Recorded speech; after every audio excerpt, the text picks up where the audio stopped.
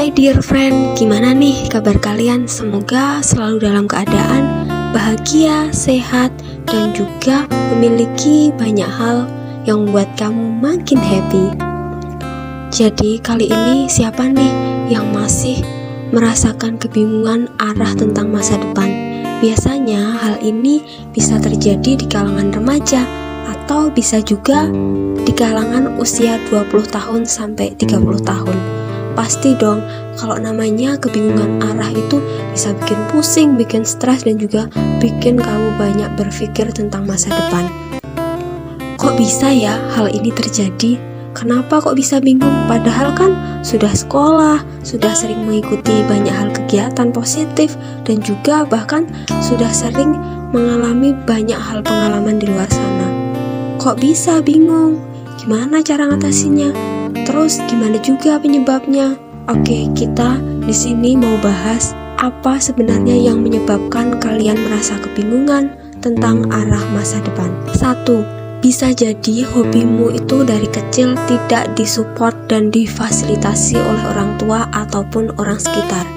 Misal nih, kalian punya hobi menggambar, tapi orang tua tidak pernah memfasilitasi, kayak misal tidak membelikan buku gambar, tidak membelikan pewarna, atau bahkan bisa jadi mereka malah memaki-maki hobi kalian dengan mengatakan, cuman gambar-gambar terus, itu gak baik, itu gak akan bikin kamu bahagia, itu adalah hal yang bikin sia-sia. Nah kayak gitu, itu adalah salah satu hal hobi kamu yang tidak disupport.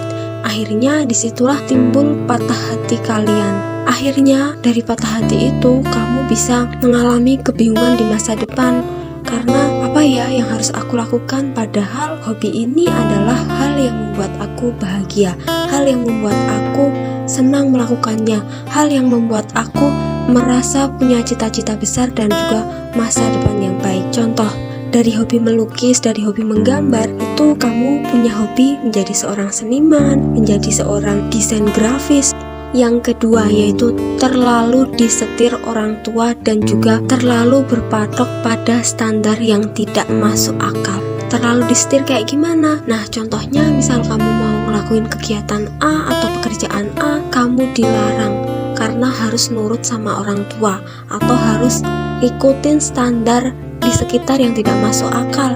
Contoh misal kamu itu ingin berwirausaha, tapi standar dan juga setiran orang tua itu menyuruh kalian harus menjadi pegawai, misal kayak pegawai BUMN, pegawai PNS, atau pegawai yang harus duduk di kantor. Padahal hal yang membuat kamu tidak suka atau kurang merasa berekspresi, kurang merasa tersalurkan minat dan juga bakat kalian. Akhirnya disitulah muncullah kebingungan kalian. Kenapa hal ini bisa bingung? Nah, kalau kalian mengikuti keinginan orang tua atau standar yang tidak masuk akal, bisa jadi membuat sulit untuk berkembang, sulit untuk beradaptasi, dan akhirnya itu menyita energi kalian yang membuat kalian tidak bahagia.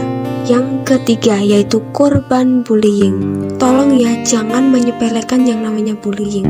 Bullying itu adalah hal yang bisa ngaruh banget ke masa depan orang. Jadi orang itu bisa takut, bisa kena mental, bisa juga merasa dirinya tidak berguna, bisa juga merasa depresi karena hal bullying yang terjadi. Salah satu contoh bullying yang membuat kalian bingung arah adalah saat kamu melakukan aktivitas atau pekerjaan tapi justru malah diejek atau dibully. Misal, kalian sedang membuat karya seni berbentuk tas yang ada lukisannya. Nah, di situ kalian dibully dengan dikatakan jelek, kumel, kucel, nggak bagus, nggak layak. Padahal adanya misal kesalahan, kayak kekurangan itu bukan untuk diejek atau bukan untuk dijatuhkan, tapi kamu harus disupport. Namun keadaan sekitar justru malah membullying kalian. Buat yang tidak punya mental kuat akan merasakan kesedihan yang mendalam, merasakan penolakan terbesar, dan bullying itu bisa berefek ke masa depan. Yang keempat, usahamu sering diabaikan dan tidak dihargai. Misal kamu udah berusaha membuat masakan yang enak banget, katakanlah itu masakannya berbentuk kue kering. Nah, usahamu itu tidak dihargai. Orang-orang sekitar tidak mau makan, tidak mau melihat, tidak mau mencicipi. Bahkan mereka ada juga yang mengejek. Gak cuma ngejek, ada juga yang meragukan. Nah, usahamu itu akhirnya diabaikan dan juga tidak dihargai. Dari situlah kamu akan bisa merasa bingung, gimana ya saya harus membuat yang terbaik, gimana ya saya harus bisa diterima di hadapan orang lain, di hadapan keluarga, di hadapan teman-teman, dan akhirnya bisa menimbulkan sebuah kebingungan. Yang kelima, hanya belajar di bangku sekolah saja. Perlu digarisbawahi bahwa belajar di bangku sekolah itu sangatlah penting, tapi jangan lupa tetap harus belajar di luar. Di sekolah diajarin matematika, tapi di luar kamu harus belajar matematika untuk hal keuangan kamu, biar kamu kayak misal bisa menabung, bisa menyisihkan uang untuk investasi, bisa untuk modal usaha, ataupun uang kamu itu bisa menjadi uang yang bermanfaat untuk hal-hal positif.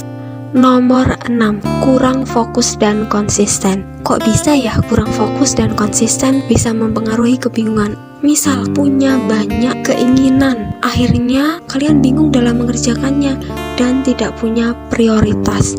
Terus akhirnya loncat-loncat hal yang kamu lakukan dan menimbulkan ketidakkonsistenan. Misal kalian punya 10 hal prioritas, kan itu nggak mungkin banget untuk dikerjakan dalam satu hari secara maksimal. Akhirnya kamu menjadi loncat-loncat dan tidak mahir di bidang dalam 10 itu. Terus menimbulkan kamu tidak konsisten. Tidak konsisten gimana? Bingung dong, yang A belum selesai, udah ada lagi B belum selesai, timbul lagi C, timbul lagi D, dan juga justru kamu kebingungan banget untuk ngelakuin aktivitas tersebut. Oke, setelah kalian tahu dari 6 hal penyebab kebingungan arah tentang masa depan, yuk sekarang kita cek apa saja hal yang mempengaruhi hal tersebut, kemudian mari kita perbaiki untuk masa depan. Semoga kalian tidak lagi kebingungan arah di masa depan. See you next time, semoga bermanfaat.